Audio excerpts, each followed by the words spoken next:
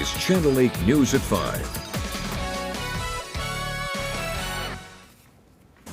Coming up tonight with Election Day in the books, conversations in Nebraska are once again focusing on abortion rights. Plus, new inflation numbers coming out today and bringing some potential hope. But first, a plane crash kills 2 people from Lincoln.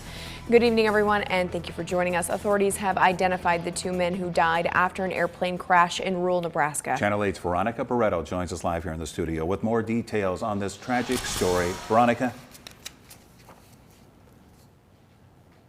Megan and Rod, the Nebraska State Patrol said 2 Lincoln men died in a plane crash near Maxwell yesterday. That's just east of North Platte. Authorities identified the 2 men as 41-year-old Adam Helmerichs and 22-year-old Zachary Clausen. Officials say Helmerichs was piloting the plane, which crashed around 9:30 a.m. on a road right next to Interstate 80. The patrol said the victims' families confirmed the 2 had been traveling together. The National Transportation Safety Board is investigating the cause of the crash. And according to flight records, the plane had left the airport at Lincoln and crashed as it approached the North Platte Airport to land. The plane then started on fire. We'll keep you updated as we learn more about this tragic crash. Yeah, no doubt, very sad. Veronica Barreto, thank you for the very latest on that. Other news now, a convicted murderer is back in custody after failing to return to the Community Correction Center here in Lincoln. Officials tell us Christopher Manzer was caught after a traffic accident last night where he injured his leg. Authorities say the 47-year-old didn't return to the corrections facility from his job in the community, and his ankle monitor had been removed. Manzer is serving a 13 years to life sentence for second-degree murder, assault, and use of a weapon to commit a felony in Pierce County. No one else involved in the crash was hurt. And at the Nebraska State Pen, about 140 inmates had to be moved. That's right. That's because there's a water leak in one of the housing units. It was discovered late yesterday. Crews are right now trying to figure out what caused it, get things cleaned up. Meanwhile, inmates are being held in the prison's gymnasium. Visits to the prison have been postponed for now. The Nebraska Supreme Court is upholding the death sentence of Aubrey Trail. It's for the torture and murder of Sidney Loof back in 2017. Trail tried to argue that jurors became prejudiced against him after he attempted suicide in the courtroom, but the court denied his appeal, saying the suicide attempt was, quote, a calculated gesture resulting in superficial cuts. As the midterm results continue to develop, Republicans are looking to lock in a majority in the Nebraska legislature. If that happens, controversial bills such as an abortion ban could have a better chance at passing. In the last legislative session earlier this year, bills that would have made abortion laws stricter didn't have enough support to pass. In fact, one fell just 2 votes short of overcoming a filibuster. Supporters for abortion rights say it's important for you to speak up if you want. Even if that person doesn't represent your party, they should be representing you. So it's critical that you introduce yourself to your state senator, you email them, you call them, you text them, you go down to the state capitol. Now, those in favor of stricter abortion laws say we have to do all we can to protect human life. Right now, 14 states have laws making abortion illegal or heavily restricted. 8 others have laws that pave the way to make it harder to get an abortion. Now to the latest on the economy and new inflation numbers out from the Labor Department today. Prices were up again in October compared to a year ago, but better than expected. And the Dow Jones responded up 1,200 points today. President Biden also touting this as progress as Americans hope for some relief for their wallets. ABC's Rena Roy has the latest. A potential sign of hope in Thursday's new inflation numbers. The Labor Department saying prices are up 7.7% compared to a year ago, which is still historically high, but better than economists expected. Remember back in June, we were at 9.1%. So this is definitely some welcome relief. Used car prices, clothing costs, and medical care all seeing a drop. President Biden touting the new numbers as progress on slowing inflation, claiming it's a sign that his administration's economic policies are working working. But Americans are still feeling the pain when it comes to rent, gas, and groceries. The typical household in this country needs to spend $433 more a month on the same goods and services as they did a year ago, according to Moody's Analytics. Essentials like food, gasoline, rent continue to go up and continue to cut into our household budgets. This new report comes as some tech giants announce massive layoffs. Facebook's parent company, Meta, cutting more than 11,000 employees. The Labor Department also releasing its weekly unemployment numbers, finding that 7,000 more people filed first-time unemployment claims last week compared to the week before. We're expecting consumer spending to hang in there, but that consumers are going to be a lot more budget conscious this holiday season as they pay more for just about everything. Despite this hopeful news, a lot of economists are still predicting we could fall into a mild recession by the middle of next year. Rena Roy, ABC News, New York. Back to local news today, DoorDash partnered with United Way and the Food Bank of Lincoln to deliver more than 100 free meals to local veterans.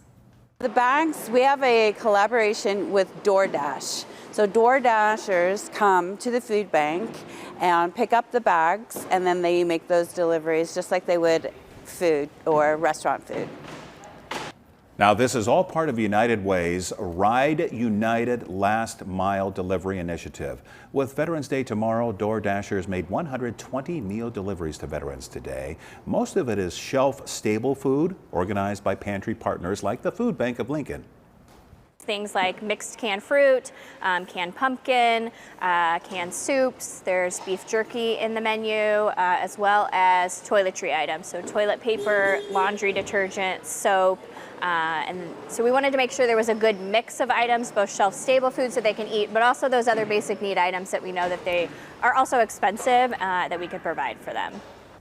And we'll have another update on this program tomorrow when the Food Bank and United Way join us for our midday show.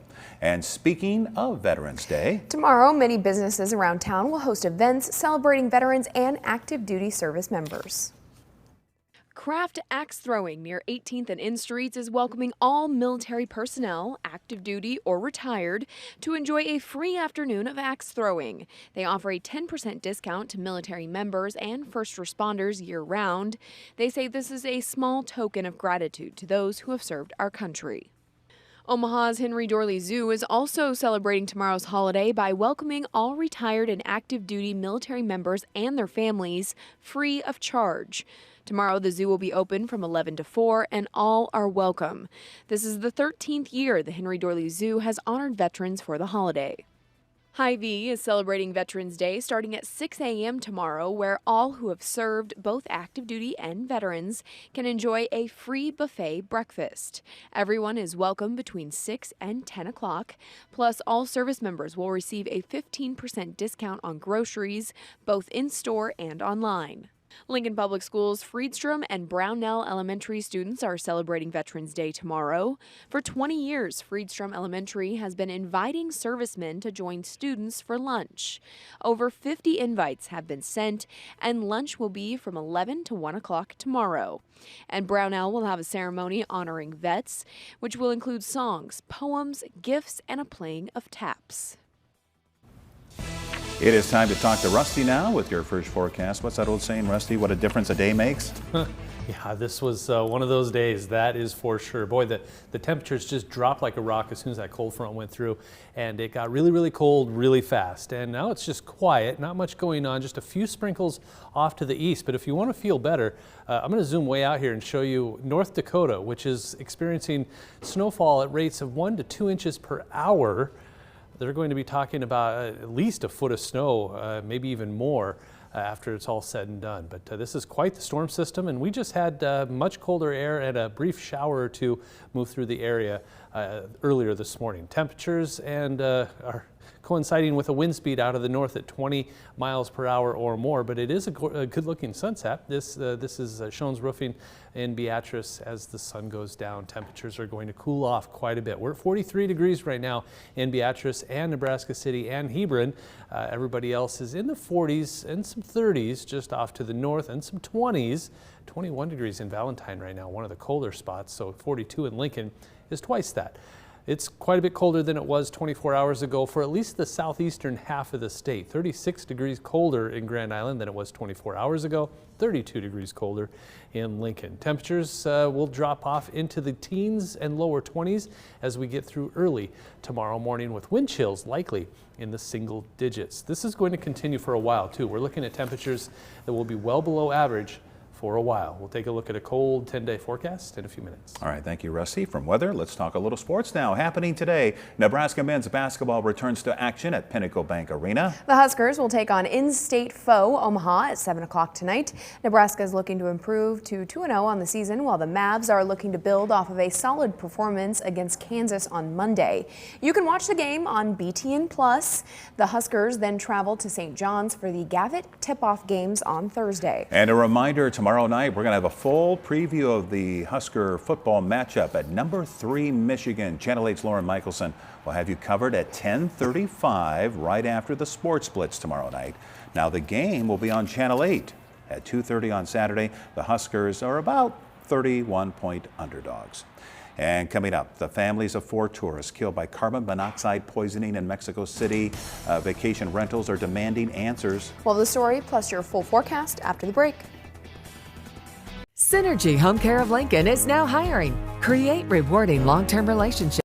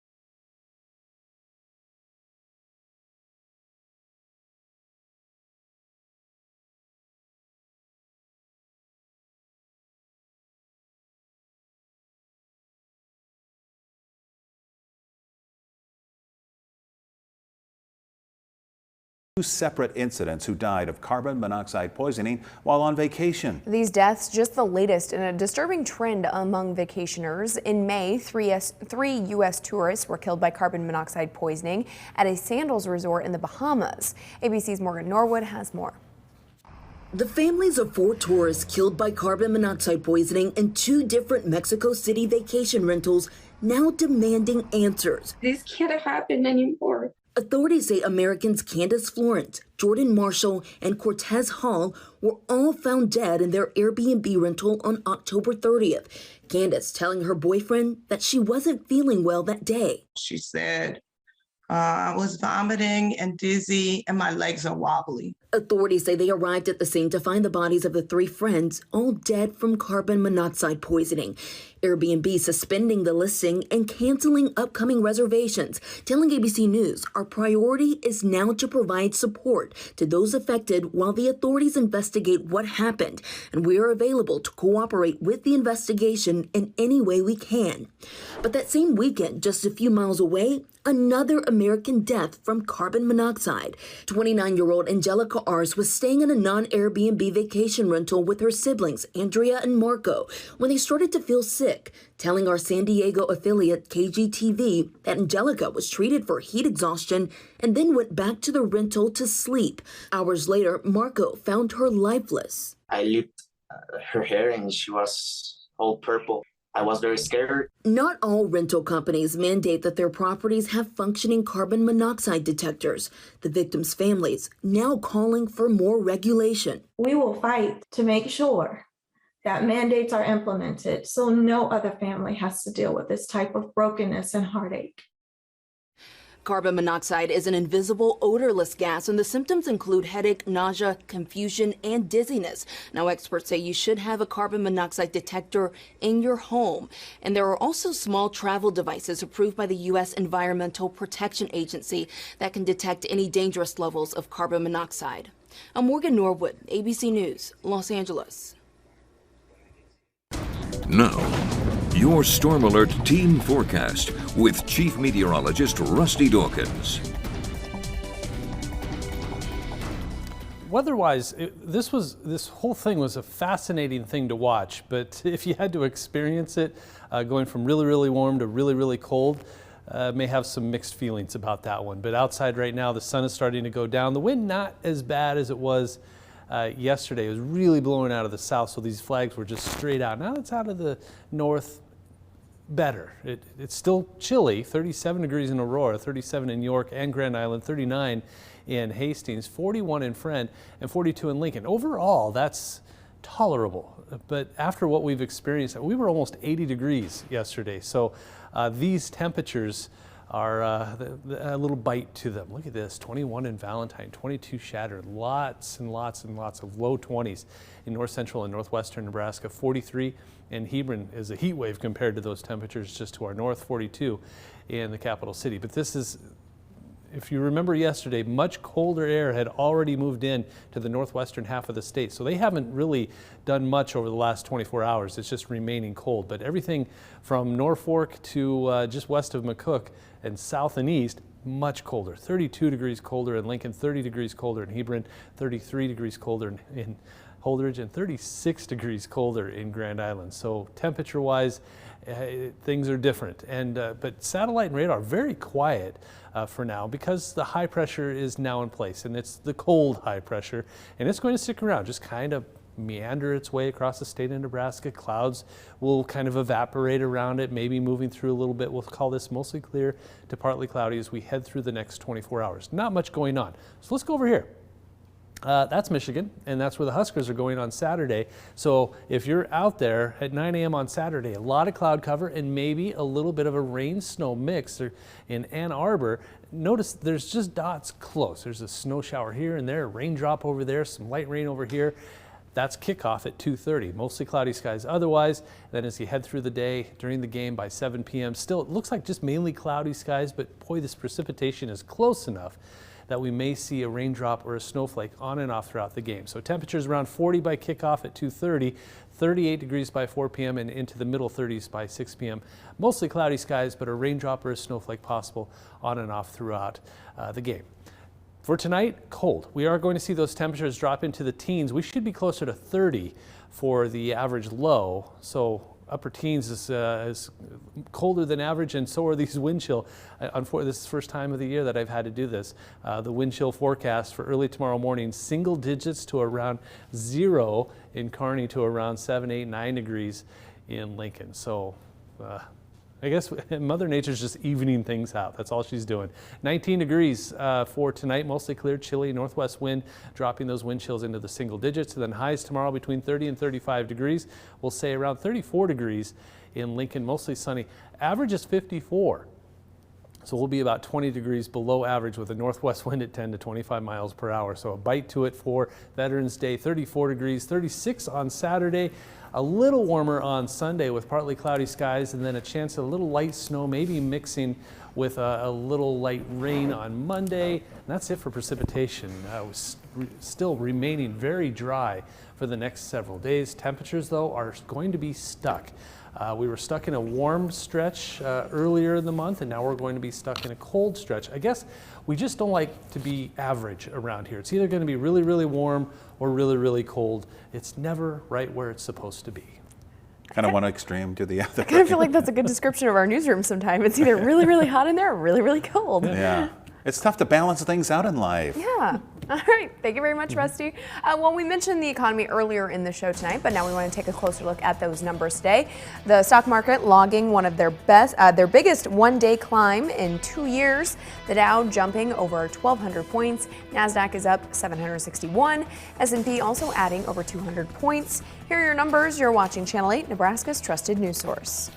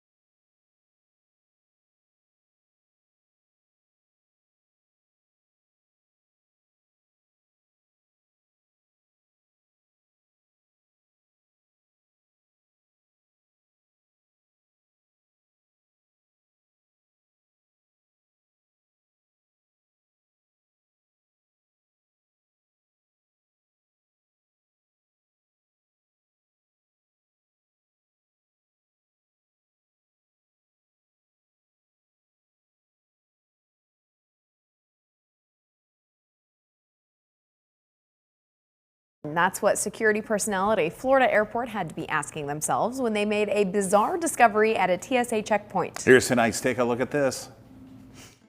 We got all kinds of weird animal stories today, but first, guess what? Chicken butt. It's not just a funny saying, it's literally where TSA agents discovered a firearm in a traveler's bird-brained attempt to smuggle the weapon through airport security in, check my notes here, yes, Florida. Of course it was.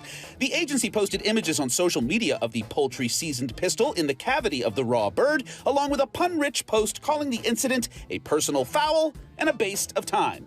Nice try, TSA, but why don't you leave the poultry puns to the pros? You can't just wing it, all right? The timing must be impeccable.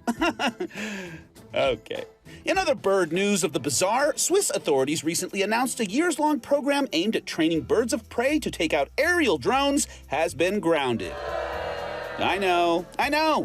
The program was a collab between police in Geneva and local expert falconers training large birds to intercept drones that might pose a threat to dignitaries or politicians.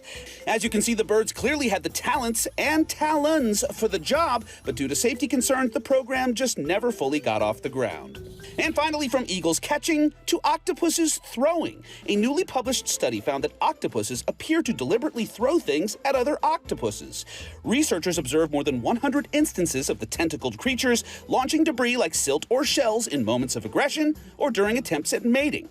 Officials say only a few other animals are known to do this, and the behavior may play an important role in octopuses' social lives. For Take a Look at This, I'm Jeremy Roth.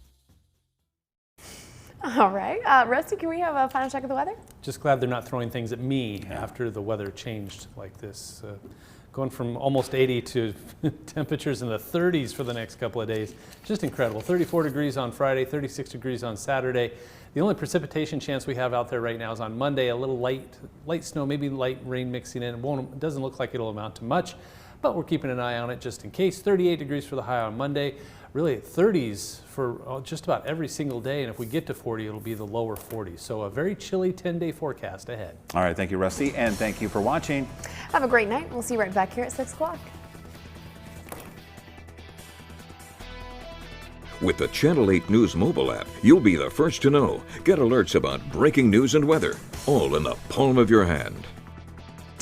Chicken strip basket? I want in on that. House-made Hidden Valley Ranch, fries, Texas toast, and DQ chicken strips. Let's get delivery at DQ.com.